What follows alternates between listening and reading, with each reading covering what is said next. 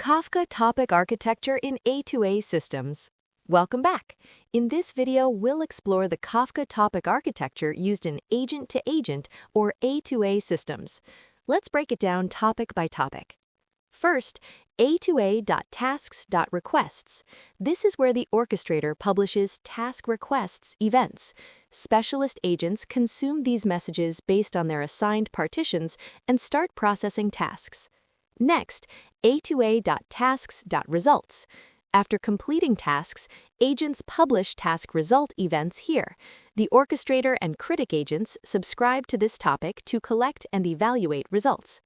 Now, A2A.events.status. This topic handles heartbeats, progress updates, and status messages. It helps monitoring systems track agent health and execution progress in real time.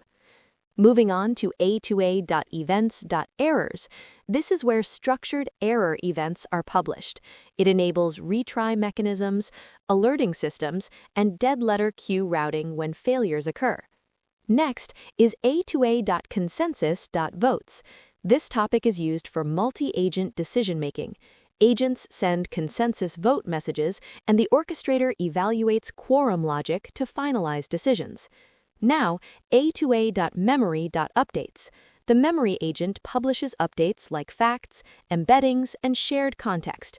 All agents consume this data to stay aligned and informed. Then we have A2A.capabilities.registry. Agents publish their capabilities here. The orchestrator reads this registry to intelligently route tasks to the most suitable agent. Next, A2A.dlq, also known as the dead letter queue. Messages that fail after multiple retries are sent here. These are later reviewed by the platform operations team for debugging and recovery. Finally, A2A.audit.trail. This is an immutable, append-only log of all agent interactions. It is retained for 90 days to ensure compliance and traceability. To sum up, this Kafka topic architecture ensures scalability, fault tolerance, observability, and efficient coordination between agents in an A2A system.